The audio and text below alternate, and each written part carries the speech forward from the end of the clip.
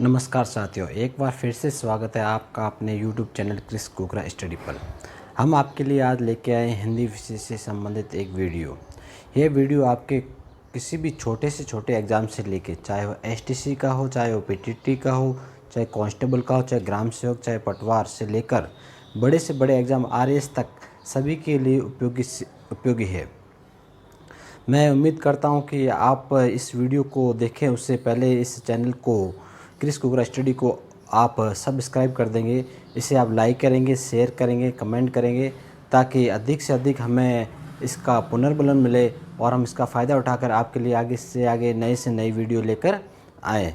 तो मैं उम्मीद करता हूं कि आप इसको जल्दी ही सब्सक्राइब कर लेंगे। तो चलो हम शुरू करते हैं आज का अपना वीडियो। व्याकरण के 4 अंग होते हैं: वर्ण विचार, शब्द विचार, पद विचार, वाक्य विचार। हम पहला अंग लेते हैं अपने वर्ण विचार। बात करते हैं वर्ण विचार के बारे में कि वर्ण विचार क्या होता है। तो क्या है वर्ण विचार? कि उच्चारित ध्वनियों को जब लिखकर बताना होता है तब उनके लिए कुछ लिखित चिन्ह बनाए जाते हैं। ध्वनियों को व्यक्त करने वाले ये लिपि चिन्ह ही वर्ण कहलाते हैं। जैसा कि मैंने भी आपको बताया, हम बोलते हैं, उच्चारण करते हैं तो हमारे मुख से ध्वनि निकलती है। जब इस ध्वनि को लिपिबद्ध कर दिया जाए, चिन्ह का रूप दे दिया जाए, तो इन्हीं चिन्हों को वर्ण कहते हैं। और वर्ण को हम क्या कहते हैं? अक्षर। इसकी परिभाषा की बात करें तो भाषा की वह छोटी से छोटी इकाई जिसके टुकड़े नहीं हो सकते उसे क्या कहते हैं? वर्ण। वर्ण का दूसरा नाम भी क्या है? जैसा कि मैंने अभी आपको बताया, अक्षर। अक्षर का अर्थ है जिसको नष्ट नहीं किया जा सकता, अर्थात भाषा की ये सबसे छोटी इकाई है जिसके टुकड़े नहीं हो सकते, उसे वर्ण कहते हैं। ये आपकी परिभाषा है वर्ण। फिर बात करते हैं हम कि भाषा किससे बनती है। तो जैसा कि भी अब मैंने आपको बताया तो कि वर्णों के मेल से ही भाषा का निर्माण होता है। कैसे? एक बार पुनः हम देखते हैं कि सबसे छोटी मौखिक इकाई कौन सी है? ध्वनि। ध्वनि के बाद में वर्ण या अक्षर, उससे बनता है शब्द, शब्द से बनता है पद, पद से वाक्य, वाक्य से भाषा। अर्थात इन वर्णों के मेल से ही किसका निर्माण होगा? भाषा का। अर्थात क्या हुआ? ये संपूर्ण भाषा बन गई। अब भाषा का मूल आधार क्या होगा? टिकी हुई भाषा किस पर है? वर्ण के ऊपर, क्योंकि भाषा किससे निर्मित हुई है? वर्णों से। इसलिए इसका मूल आधार क्या है भाषा का? वर्ण। परीक्षा में कभी कभी प्रश्न पूछा जाता है कि भाषा का मूल आधार क्या है। 4 ऑप्शन दे देगा आपको: वर्ण, शब्द, पद, वाक्य। तो आपके आंसर क्या होगा उसका? वर्ण। अब बात करते हैं हम वर्णों की संख्या की। तो हमारे हिंदी के अंदर वर्णों की संख्या के बारे में बात करें तो मूल रूप से 44 वर्ण माने गए हैं। मानक वर्ण कह दो या मूल वर्ण कह दो, कितने माने गए हैं? 44। इसको 2 भागों में बांटा गया है। कौन कौन से 2 भाग? एक भाग है स्वर, दूसरा भाग है व्यंजन। अब बात करते हैं कि 2 भाग है स्वर और व्यंजन। तो स्वर किसे कहते हैं? जब हम बोलते हैं, उच्चारण करते हैं तो हमारे मुख से ध्वनि निकलती है। वे ध्वनियाँ जिनका उच्चारण हम स्वतंत्र रूप से कर सकते हैं, अर्थात उनके उच्चारण में किसी अन्य वर्ण की आवश्यकता नहीं पड़ती है, उसे हम क्या कहेंगे? स्वर। कहने का तात्पर्य, बोलते समय प्राणवायु मुख से बाहर निकलती है, उस समय उसमें किसी प्रकार की कोई बाधा उत्पन्न नहीं होती है और स्वतंत्र रूप से मुख से ध्वनि निकलती है, उसे हम क्या कहेंगे? स्वर। अब बात करते हैं कि कुल स्वर होते कितने। तो हिंदी के अंदर कुल स्वर 11 हैं। कौन कौन से बात करते हैं हम? अ, आ, ई, उ, ऊ, री, ए, आई, ओ, औ। कुल मिला के अपने हिंदी के अंदर 11 स्वर है। वर्तमान में री का प्रयोग र और ई के साथ में किया जाता है, लेकिन फिर भी इसे हिंदी में स्वर माना गया है। अर्थात परीक्षा में सवाल आता है कि हिंदी के अंदर स्वर कितने हैं, तो स्वरों की संख्या कितनी होगी आपके? 11। फिर बात करते हैं हम कि स्वर के कितने भेद किए गए, कितने भागों में बांटा गया है। तो स्वर के भेद के बारे में बात करें तो स्वर को 2 भागों में बांटा गया है, ह्रस्व और दीर्घ। अब हम बात करते हैं कि स्वर की ये 2 भेद, ह्रस्व और दीर्घ, क्या है। तो स्वर की परिभाषा के बाद में हम स्वर के भेद के बारे में पढ़ रहे थे। हमने कहा कि स्वर के 2 भेद होते हैं, ह्रस्व और दीर्घ। अब हम बात करते हैं ह्रस्व स्वर किसे कहते हैं और दीर्घ स्वर किसे कहते हैं। पहले लेते हैं ह्रस्व। ह्रस्व को एक मात्रिक भी कहते हैं, लघु स्वर भी कहते हैं और मूल स्वर भी कहते हैं। जिन स्वरों के उच्चारण में कम समय लगता है वे ह्रस्व स्वर कहलाते हैं। जैसे कोई भी स्वर है, मैं उसको बोलता हूँ, ठीक है, और उसके उच्चारण में समय कम लगता है, उसे हम क्या कहेंगे? ह्रस्व। ये 4 है, कौन कौन से? अ, ई, उ और रे। अर्थात कहने का तात्पर्य कि 4 स्वर है, इन चारों को ह्रस्व स्वर में रखा गया है। फिर हम बात करते हैं एक मात्रिक। एक मात्रिक से क्या तात्पर्य? जब हम छंद पढ़ते हैं, जो छंद के अंदर एक प्रकार आता है छंदों का मात्रिक छंद। तो मात्रिक छंद आता है, तो मात्रिक छंद में मात्राओं की संख्या गिनी जाती है। जैसे मैंने लिख दिया अ और एक लिख दिया आ, तो अ के ऊपर एक मात्रा लगाई जाती है और आ के ऊपर 2 मात्रा लगाई जाती है, इसलिए इसे क्या कहते हैं? एक मात्रिक स्वर भी कहते हैं। फिर बात करते हैं लघु। ह्रस्व का अर्थ होता है लघु, यानी कि इसका नाम क्या है? लघु। और मूल, यानी कि मूल इसी के ऊपर सारे स्वर है जो इसी के ऊपर टिके हुए हैं, इसलिए इसे कहते हैं मूल स्वर। कौन कौन से हैं? 4, अ, ई, उ और इ। इन्हीं के द्वारा जो बाकी वाले स्वर है बने हैं, इसलिए इन्हें कहते हैं मूल स्वर। फिर बात करते हैं हम दीर्घ स्वर। दीर्घ स्वर की बात करें तो इसे द्विमात्रिक भी कहते हैं। द्विमात्रिक जैसे कि मैंने अभी आपको बताया कि एक मात्रा हो जिसके ऊपर वो हो जाएगा एक मात्रिक, और 2 मात्रा हो वो क्या कहलाएगा? आपके द्विमात्रिक। संयुक्त स्वर। संयुक्त स्वर क्यों कहते हैं? क्योंकि जैसे मेरे पास में एक स्वर है अ, दूसरा भी स्वर ले लिया अ, और अ मिलके क्या हो गए? आ। 2 स्वरों के योग से बनने के कारण से हम क्या कहते हैं? संयुक्त स्वर कहते हैं, मिश्रित स्वर भी कहते हैं। अब हमारे पास में है लघु स्वर, तो लघु का विलोम क्या होगा? उल्टा गुरु। अर्थात ये लघु तो ये क्या होगा? गुरु। अब बात करते हैं इनकी परिभाषा की। तो जिन स्वरों के उच्चारण में मूल स्वरों से दुगुना समय लगता है, जो अपने मूल स्वर है 4, अ, ई, उ और री, इनसे दुगुना समय लगता है जिन स्वरों के उच्चारण में, उन्हें हम क्या कहेंगे? दीर्घ स्वर। अब ये कितने हैं? टोटल अपने 11 हैं। 4 ये हो गए, तो शेष कितने बच गए? 7। तो इनकी संख्या कितनी होगी? 7। अब ये कौन कौन से हैं? तो आ, ई, उ, ए, ऐ, ओ और औ। इस प्रकार दीर्घ स्वर कितने हो गए अपने? 7। और अपने ह्रस्व स्वर कितने हो गए? 4। टोटल कितने हो गए? 11। ये तो थे अपने स्वरों के 2 भेद। अब बात करते हैं स्वरों के अन्य विभाजन के बारे में, अन्य भेद के बारे में। तो किस प्रकार से अन्य भेद किए गए हैं उसके बारे में हम बात करते हैं। पहला है जीव्या के आधार पर स्वरों का विभाजन। जीवा के आधार पर कैसे? अपनी जीवा है, अपने पास में 11 स्वर है, तो कुछ स्वरों को हम जीभ के, जीवा के अगले हिस्से से बोलते हैं, कुछ को बीच वाले हिस्से से बोलते हैं, कुछ को जीवा के मध्य वाले हिस्से से बोलते हैं, इसलिए इसे हम क्या कहते हैं? जीवा के आधार पर स्वरों का विभाजन। अब इसको 3 भागों में बांटा है, जीभ को भी 3 भागों में बांटा गया है। तो कौन कौन सा भाग बना है जीवा का?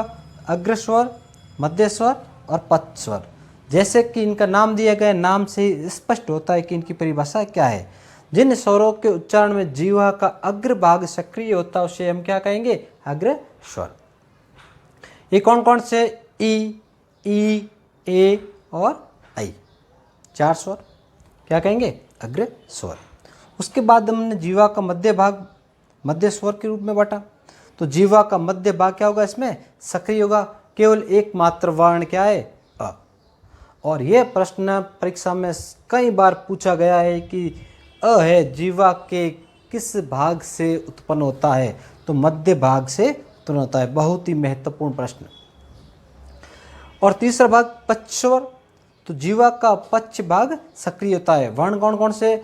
आ, उ, औ, उ, ओ और औ। अब अपने पास में 3 भाग थे, तीनों के द्वारा इन वर्णों की उच्चारण स्तर। अब बात करते हैं कि कभी कभी हम क्या होते हैं? कन्फ्यूजन हो जाते हैं कि कौन सा स्वर अग्र है, कौन सा मध्य है, कौन सा पक्ष है।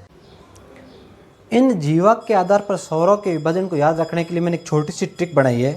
ये ट्रिक आपके लिए बहुत ही उपयोगी सिद्ध होगी और इसके द्वारा आप इन स्वरों को अच्छी तरह याद रख सकते हो, कभी रटने की आवश्यकता नहीं पड़ेगी। क्या है ट्रिक? कि ईख, इमली, एड़ी, ऐनक, आज्ञाए।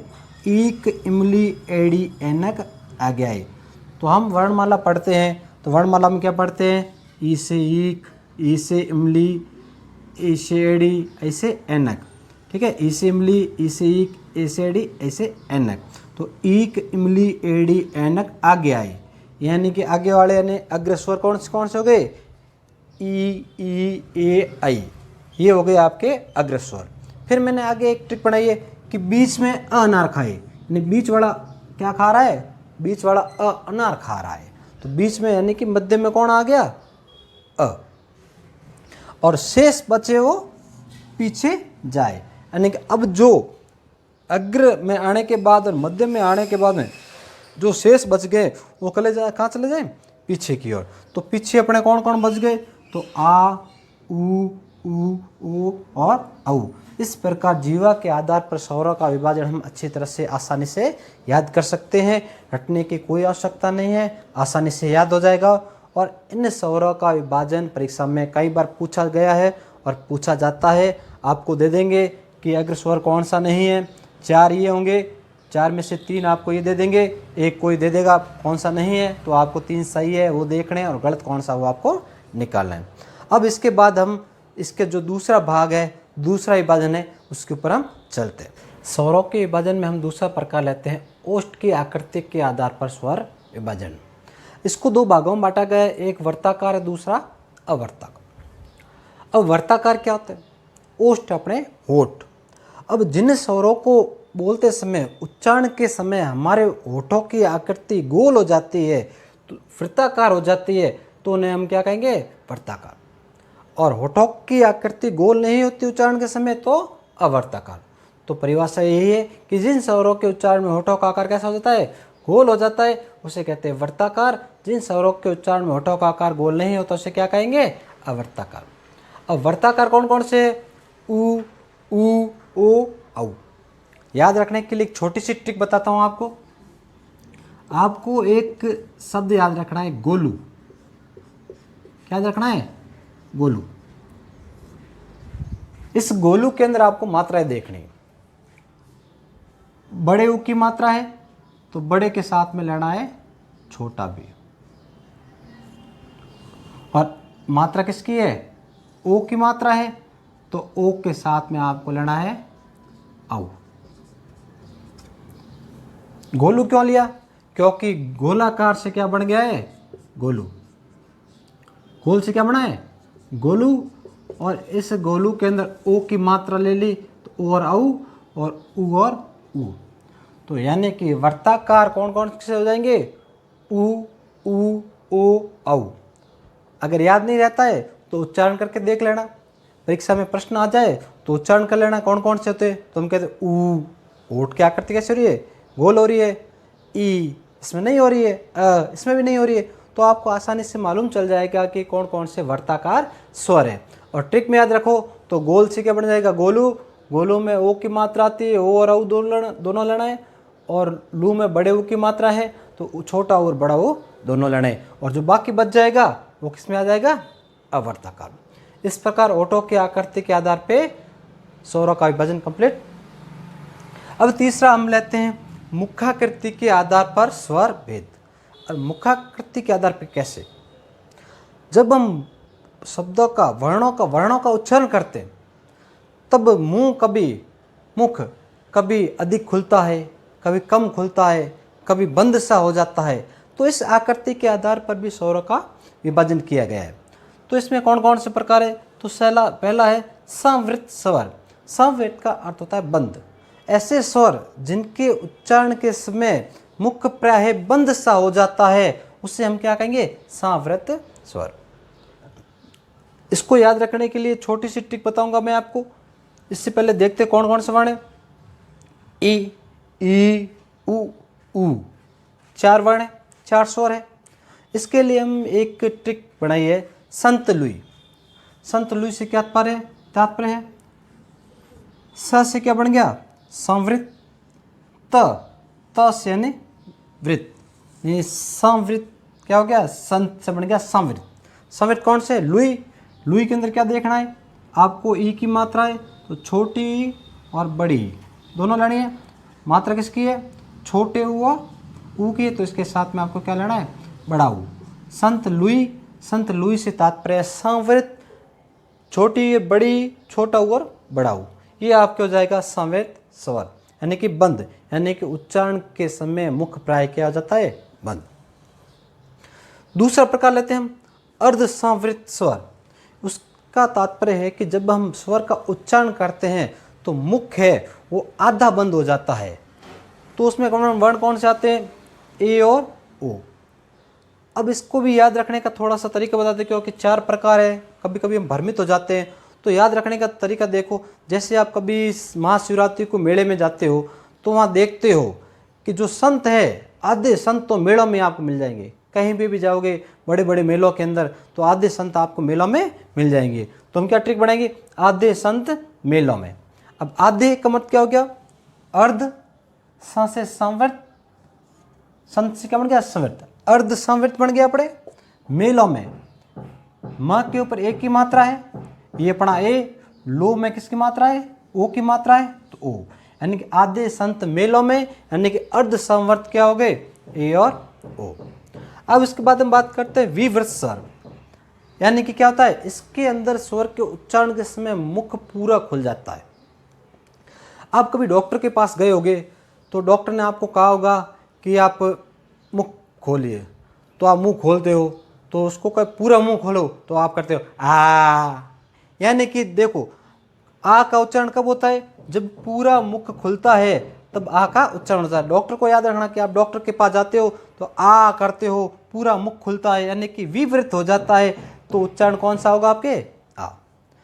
अब शेष रहा अर्धविवृत। अर्धविवृत में क्या होता है कि मुख की विवृत की तुलना में थोड़ा कम होता है और अर्ध संवृत से थोड़ा अधिक खुलता है। कैसे, अब इसको याद रखेंगे, विवृत में आ गया, उसको अर्ध करना है तो आ में से एक आप डंडी हटा दो, क्या बच गया, आ।